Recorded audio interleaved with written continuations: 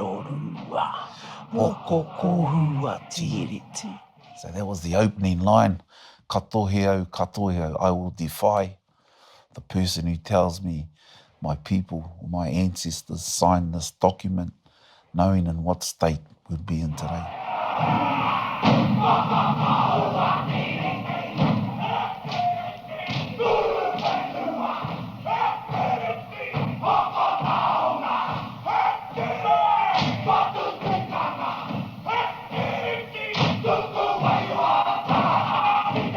Typical dad again, opening haka. At that time in the 80s, the majority of dad's haka were ngā take o te wā, current events. So if we go back to the 80s, the treaty or Waitangi was a big thing, still is today. But coming from down the Tairāwhiti and moving into Tāmaki and meeting taitokero whānau, that opened us up more into what actually went on. So being a pan-tribal group, it was only right that Dad composed that haka. And yeah, there's some pretty hard-hitting lines in there. Aue koro kairoto tonura I o ringa, te rongo a moa ke tonura. So he even challenged Koro Wetere at that time, who was the minister, well, who held 4 portfolios.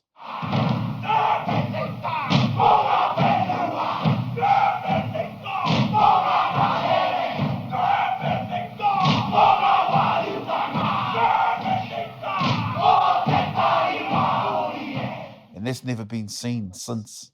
So that was, Dad was trying to, having a Māori there at that time, trying to use it at that time and send the message.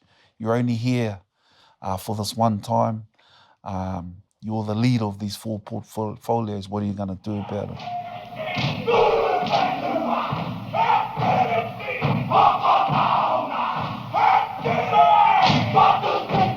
It's well known haka across the motu. Lots of young men know tiriti haka now. Now many of our iwi have settled. And so what does that mean for the haka? Are some of the lines still relevant? And we think that they are. Anei rā ngā iwi, e miti miti, ngā haki, taua tiriti. Here we are like dogs licking the scabs of this document. You know, so, and we see it all the time.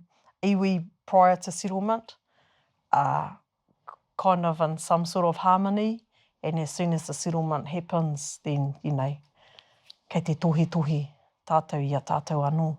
So there are some still very relevant parts there of that haka.